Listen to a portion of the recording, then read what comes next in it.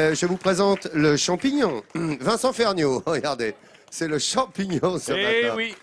Alors on parlait de verger justement à l'instant. On parle surtout de champignonnières magnifiques, Aussi. pas très loin d'ici, parce que c'est un vrai produit du Vexin français, le champignon de Paris, le champignon de couche, comme on l'appelle. Regardez, c'est à Méry-sur-Oise, à quelques encablures d'ici. Et on y trouve donc ces caves où l'on fait pousser des champignons. Alors là, j'ai des pleurotes oranges, des pleurotes jaunes, j'ai des shiitakes, j'ai ces magnifiques champignons de Paris couleur champagne. Ils sont très fermes, ils sont merveilleux. Voilà pourquoi j'ai décidé, en moi-même, après mûre réflexion, de vous confectionner une quiche aux champignons, aux poireaux, au saumon, et j'y mettrai un adjuvant que je garde secret pour l'instant. La particularité du Vexin, ce sont ces types de paysages, des champs à perte de vue. Mais les sous-sols, eux aussi, ont leur richesse. Car à 6 pieds sous terre se cache une véritable mine de champignons. Ici, pas moins de 9 variétés sont cultivées. Du champignon de Paris, la plus connue, à certaines variétés beaucoup plus rares, comme cette pleurote rose. Une très belle couleur, une bonne densité dans les chairs. C'est un très beau produit. À la tête de cette champignonnière, voici Bruno. Il fait partie des 5 derniers champignonistes d'Île-de-France. Un métier qu'il a appris aux côtés de son père dès son plus jeune âge, un privilège qu'il revendique. Peu d'enfants avaient la possibilité de le faire. J'étais quand même sur une classe scolaire, le seul à aller se promener dans des galeries tous les jours. De cette enfance, au milieu des champignons, Bruno a développé une passion pour ce métier et pour ce légume, aux multiples richesses. Chaque champignon a une saveur totalement différente. Le shiitake est un champignon très parfumé.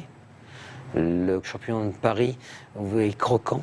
Il y a tellement de multitudes de façons de cuisiner le champignon que ces saveurs vont ressortir avec les viandes ou les poissons. Et lorsqu'on lui demande lequel il préfère, Bruno n'hésite pas une seconde. Mon préféré, c'est le champignon de Paris, basiquement, mais c'est celui qui, en fin de compte, s'accommode à le plus de plats, le plus croquant, je dirais. C'est dans une ancienne carrière de pierre que Bruno élève ses champignons. Un lieu de 1500 mètres carrés. Parfait pour toutes ces variétés qui doivent pousser dans un milieu où la température est constante. Cette culture nécessite des bacs, appelés substrats de champignons, qui demandent 2 semaines d'incubation. Une première étape avant une nouvelle intervention de Bruno. Au bout des 15 jours, nous recouvrons le conteneur de cette pierre. Pour arriver à maturité, il faut compter 8 à 10 jours avant la cueillette. Une cueillette qui s'effectue toujours de la même façon. Nous nettoyons son pied afin d'éviter le maximum de terre dans la barquette.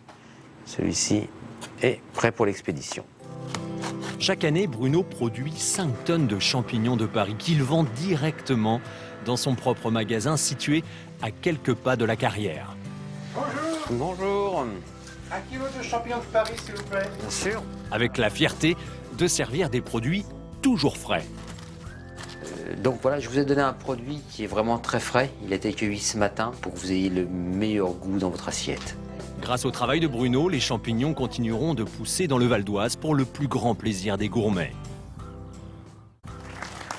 Voilà, un joli sujet sur les champignonnières qui vous permet en fait de mieux appréhender ce travail dont parlait Vincent à l'instant, des champignonnières d'Île-de-France, principalement dans le Val d'Oise, puisqu'effectivement ces magnifiques champignons de Paris sont issus du travail que l'on vient de voir à l'instant. Je veux juste montrer un champignon de Bruno, champignon venu de Hollande. D'accord? Non mais c'est pour vous dire, quand on prend du champignon de couche, champignon de Paris dans la région, c'est un vrai beau produit. Ferme, goûteux. Champignon hollandais, c'est la concurrence, mais c'est pas aussi génial quand même. Mais bon, bah voilà, hein, il en faut pour toutes les bourses.